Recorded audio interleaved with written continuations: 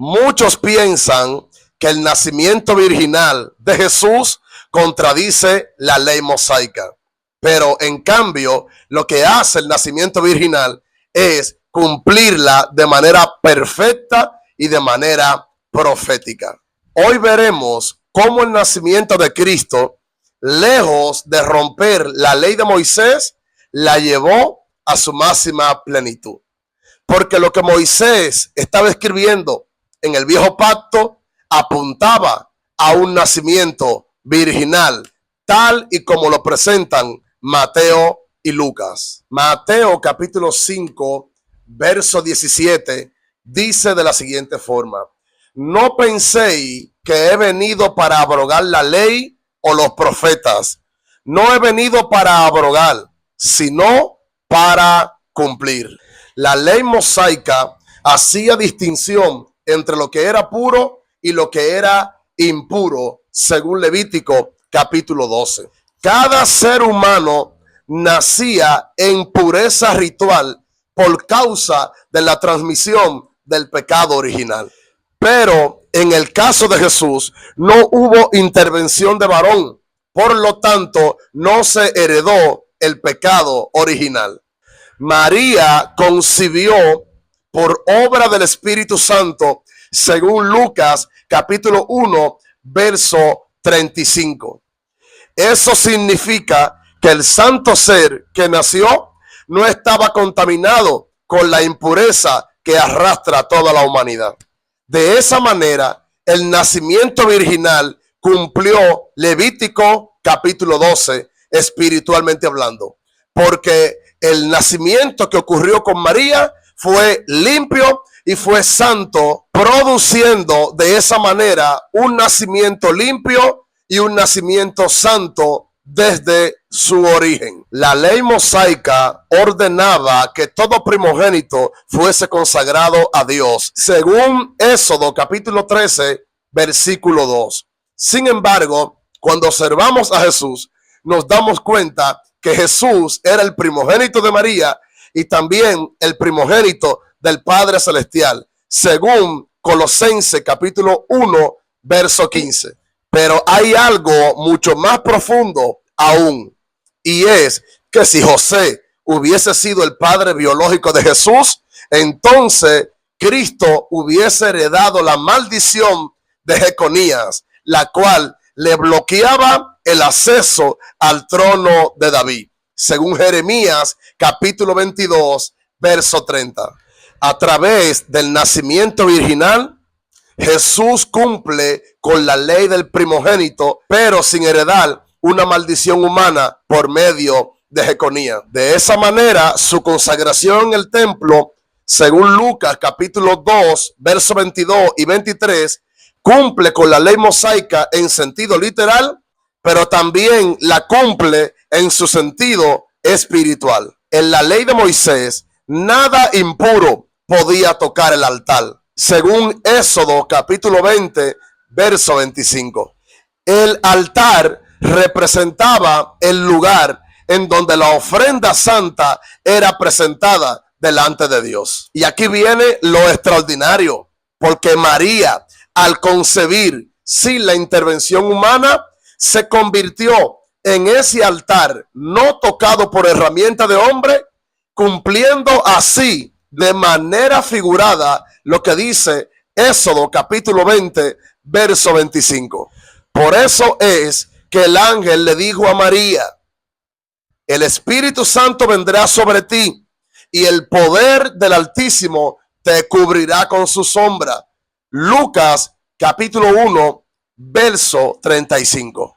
Así como su gloria cubría el tabernáculo, según Éxodo capítulo 40, verso 35, de igual manera la presencia divina cubrió a María por completo, y el santo ser que nació de ella se convirtió en la ofrenda perfecta que la ley mosaica estuvo esperando durante tanto tiempo. Isaías, que era un profeta bajo la ley, declaró lo siguiente: he aquí que la alma concebirá y dará a luz un hijo, y le pondrá por nombre Emmanuel, que significa Dios con nosotros. Y aquí viene lo glorioso, lo que los expertos de Tito no entienden. Y es que la palabra hebrea alma se utiliza en la ley mosaica para referirse a una doncella que ha sido consagrada. Y eso lo vemos en Éxodo capítulo 2, verso 8. Es decir, una virgen dentro del marco legal de la pureza levítica. Por lo tanto, el nacimiento virginal no quebranta la ley de Moisés, sino que cumple su expectativa profética. Porque el Mesías debía nacer de una virgen legalmente pura, en obediencia a Dios y dentro de Israel. La ley mosaica exigía que toda verdad sea confirmada por 2 o 3 testigos, según lo que leemos en Deuteronomio capítulo 19, versículo 15. ¿Y sabe qué? El nacimiento virginal tuvo esos testigos que mencionaba la ley mosaica. Te lo cito. María, primera testigo, según Lucas capítulo 1, verso 38. Ahí se testifica de la intervención divina. 2. José, segundo testigo, y lo vemos en Mateo capítulo 1, verso 20 al verso 25, donde en sueño él recibe la confirmación que lo que había en el vientre de María venía de Dios, venía del Espíritu Santo y no de los hombres. Y número 3, tercer testigo, el Espíritu Santo. Y eso lo vemos en Lucas capítulo 1, verso 35, donde dice que el Espíritu Santo vendrá sobre ti y que el Altísimo te cubrirá con su sombra. Por lo tanto, el santo ser que nacerá será llamado Hijo de Dios. El Espíritu Santo es ese tercer testigo que atestigua, valga la redundancia, que el Mesías nació sin intervención humana, según lo que profetizó Isaías capítulo 7, verso 14. Son 3 testigos, uno femenino, uno masculino y uno divino. Y de esa manera se cumple el patrón mosaico acerca de la validez del testimonio. Moisés nació bajo decreto de muerte, según Éxodo capítulo 1. Pero Jesús también nació bajo decreto de muerte, según Mateo capítulo 2, verso 16. Ambos fueron librados sobrenaturalmente, pero hay una diferencia, y es que Jesús nació sin intervención humana para iniciar una nueva alianza superior. Así como Moisés recibió la ley, Jesús la lleva en carne humana, cumpliendo de esa manera lo que dice Ezequiel capítulo 36, verso 26 y verso 27. En otras palabras, pondré mi ley en su corazón. El nacimiento virginal no rompe la ley, sino que la cumple, la purifica y la trasciende. Señores, Cristo es el primogénito consagrado, la ofrenda sin impureza, el cumplimiento del testimonio legal y el altar intacto en donde Dios se hizo carne. Romanos capítulo 10, verso 4 dice lo siguiente: el fin de la ley es Cristo, para justicia a todo aquel que cree en él.